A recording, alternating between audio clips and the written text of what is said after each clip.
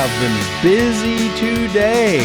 We just talked about YouTube influencers and how much money they're making, and we started out by talking about the old internet, how it's died, and what that meant to us and all of our pictures and the things we wrote and that we put up online, all these old sites, and what to do about it today and into the future. How close did Russia actually come to affecting and hacking the 2016 election? We talked about that, and we talked about what could happen here in the 2020 election, because Russia was able to get their fingers into our last election. So we talked about that, what has been found out over the last 3 years from that. We talked a lot about fasting and fasting diets, because my wife and I have been doing it, and how it is not a diet, but intermittent fasting is a lifestyle that lets me eat whatever I want, whenever I want. Well, that's the issue, isn't it? It's not whenever I want. So I talked a lot about that. Of course, I'm not selling anything here. I just want to let you know what I'm doing, because it hit the news again this week on intermittent fasting. 27 smartphone apps and 4 categories of apps you're going to want to delete from your smartphone this year. American universities using social credit, and I talked about what China is doing with social credit and why they want your face, what they're probably doing with TikTok pictures and others.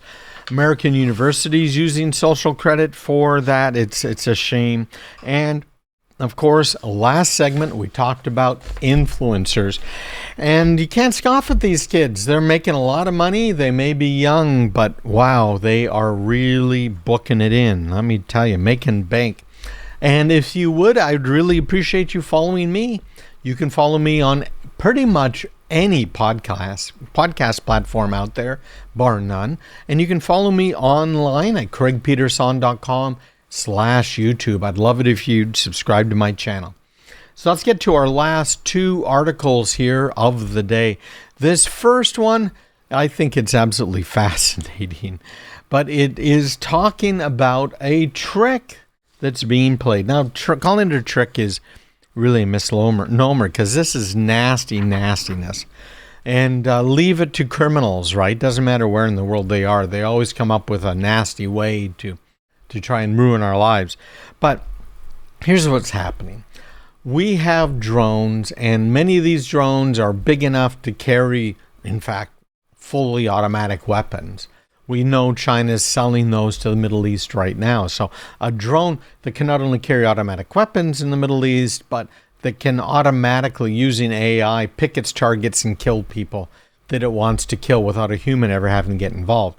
Well, we're not going there right now, but I had to mention it, right? Let's talk about what's happening with the pigs.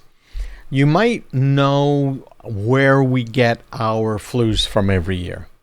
Most of the flus that come to the United States originate actually in China. And it isn't the socialists in China trying to kill us here in the West. It is often a bird flu or a swine flu, a flu coming from pigs or from birds. And there are various types, and every year they have a look at what's happening over in Asia and in China, what flus they have, and assume that they're going to spread.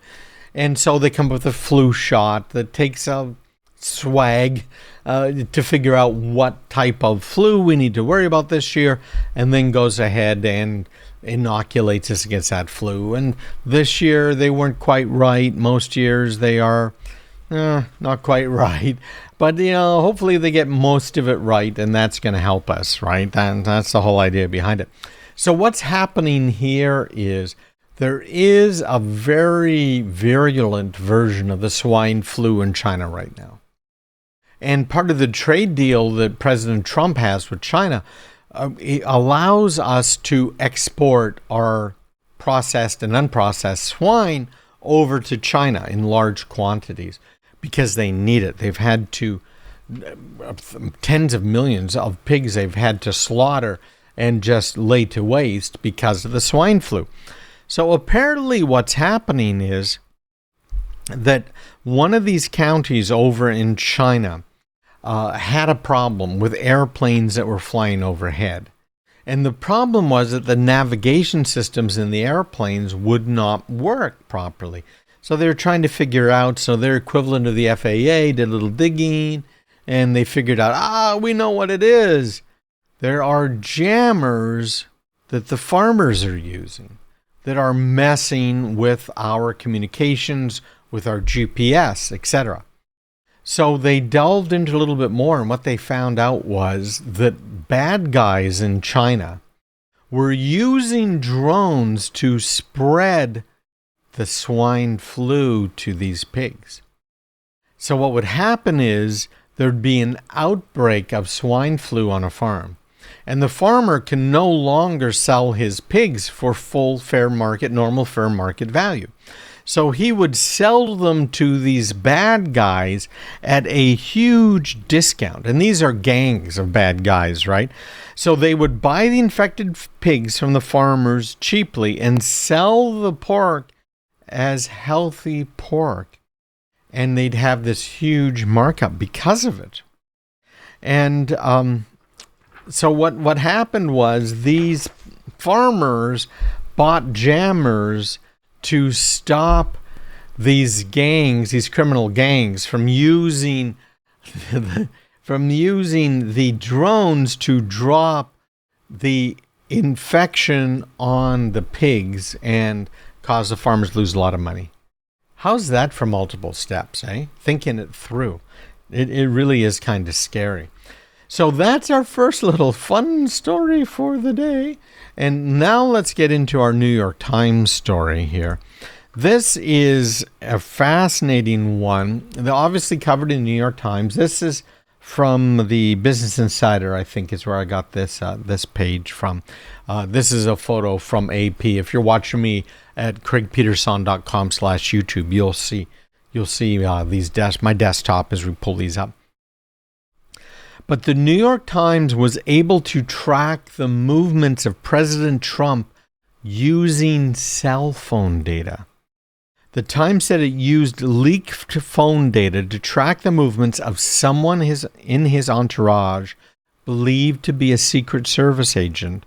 And they also found the agent's name and home address. Now think how easy it is to find the home. If you can track their cell phone, wherever that cell phone goes at night and stays at night, it's probably the residence, particularly if it's there frequently, okay? The Times said it replicated the exercise and identified workers at numerous sensitive sites in Washington, D.C., including the Pentagon, the Supreme Court, and Capitol Hill. The ease with which non-experts at the Times could do this shows the extreme vulnerability in location data. Hostile states are almost certainly able to do far more. Now, we know this is the case because we've seen stingrays that were set up illegally in the Washington, D.C. area. Stingrays are fake sites. They are fake cell phone sites that your cell phone will connect to thinking it's talking to a real cell site. And now they can read your text messages, SMS, the non-encrypted ones. They can read your regular text messages, no problem. Plus, they can get information about your phone calls, your phone's ID, and use it now to track you. The Times said it got its data from anonymous whistleblowers concerned about the vulnerability and a lack of regulations, and that it took only minutes to turn a massive anonymized data set with 50 billion location pings from the phones of more than 12 million people in the U.S. to get specific information on President Trump. So this is very, very scary, isn't it?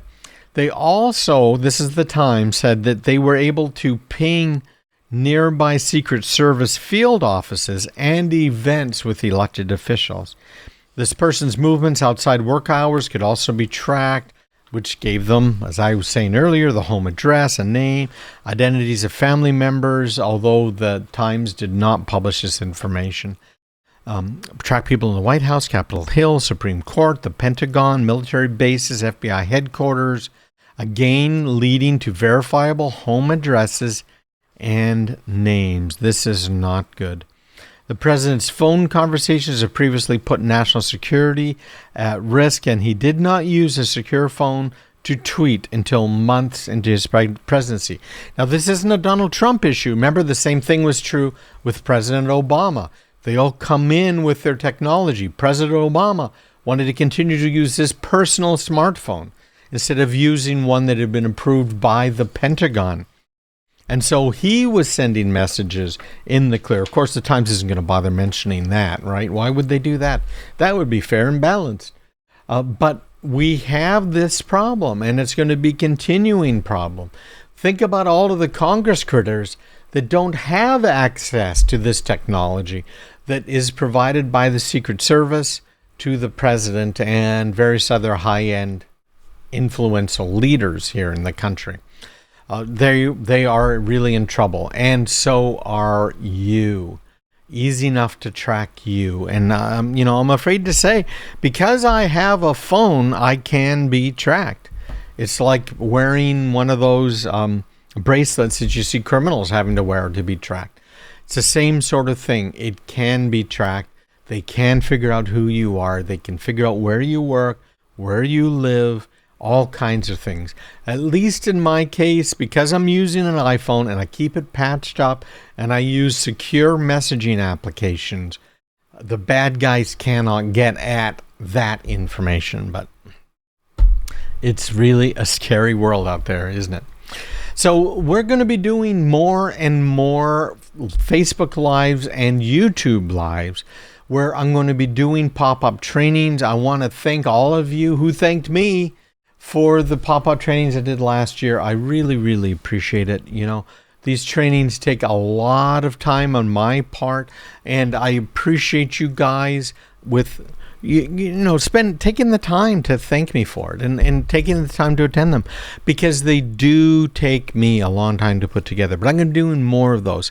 So I want to ask you to make sure you are on my list. Make sure you follow me on Facebook. And if you're on Facebook, which is craigpeterson.com/Facebook, follow my page there. You'll find out about all these free trainings. I am not selling you anything in any of these free trainings. My webinars are absolutely free, and it's real training. This is not the hour worth of pounding you to get you to buy something. That's not what I'm doing. Now, sometimes I might have something to sell you, but I will give you the free training, I promise. And then I'll, if you're interested, you can stay on and I'll tell you about an offer. Anyways, have a great week, and we'll be back next week with more Tech Talk with Craig Peterson. Take care, everybody. Bye-bye.